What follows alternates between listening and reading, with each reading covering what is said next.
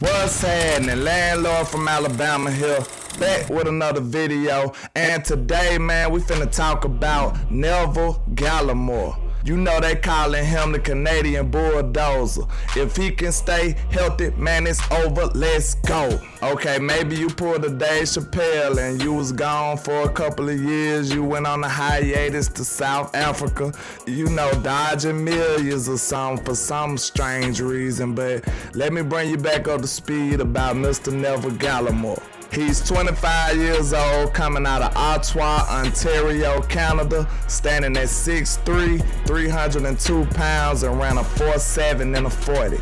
The four-star recruit started his career with the Oklahoma Sooners, where out of 46 games, he had a total of 147 tackles, 17 for loss, 8.5 sacks, and made second team All Big 12. With the Sooners, he definitely displayed some decent athleticism for such a huge man, and he had a very productive year with the Sooners, so you know our mighty Dallas Cowboys was intrigued. They was a little fond of Mr. Gallimore, and they selected him in the third round, 82nd overall. Coming into Dallas in the dreaded COVID year, you know, with the GOAT, Mike Nolan, the man's name who shall never be mentioned again. You know, he probably single-handedly assembled the worst defense ever known to man in human history.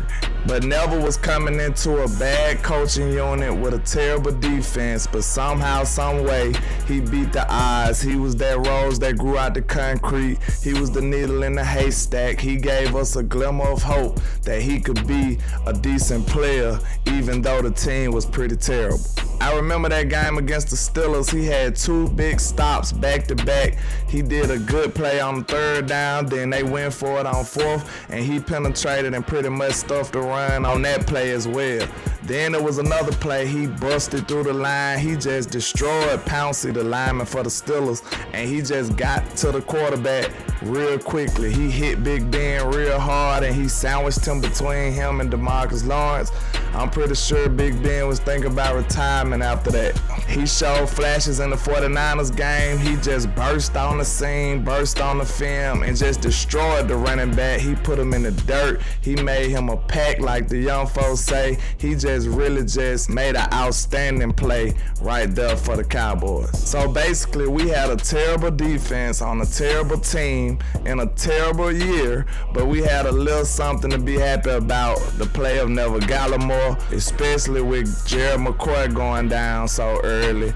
Gallimore was kind of thrust into the starting role. So coming into his second year, we was very excited with Neville being able to play with a healthy Tank Lawrence, with a competent defensive coordinator and Dan Quinn. We really was excited to see what Neville could put together on a real defense. But unfortunately, in the preseason against the Cardinals, he got hurt. He had a dislocated elbow, which had supposed to had him out 4 to 6 weeks, but he ended up being out for way longer than that. He was out for the majority of the year. He ended up only playing 5 games and had a total of 13 tackles, 3 tackles for loss, and 1.5 sacks. But when he did return, he looked like a man possessed. He basically just powered through an offensive lineman and just escorted him into the quarterback's lap and just sacked both of them. He really just displayed some brute force. He was a man amongst boys. He was a force to be reckoned with.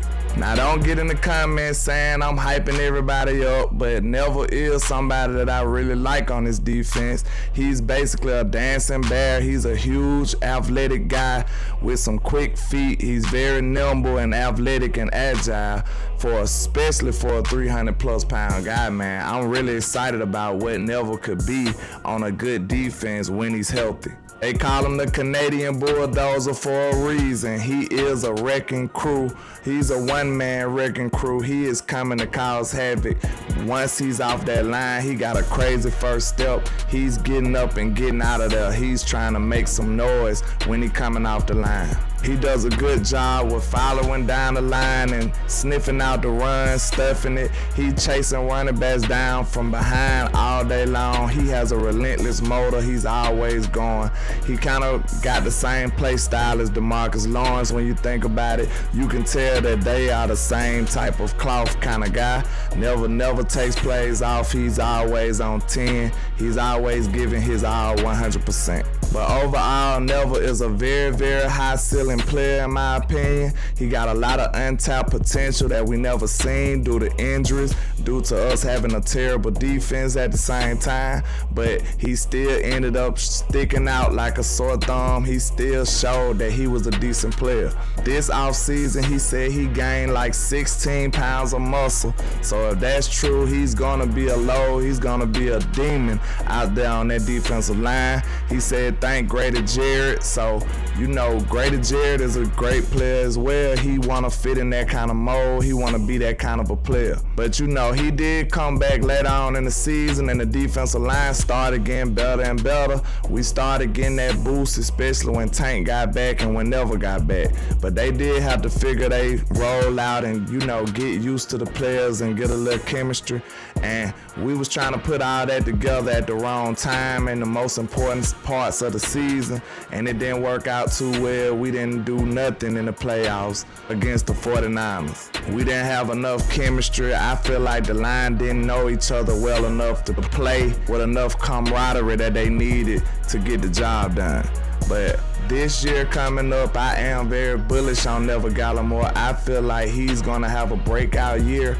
I don't know if he's gonna have 20 sacks coming at the defensive tackle position, but he will be a force to be reckoned with. He will make a lot of noise and be a terror for these offenses.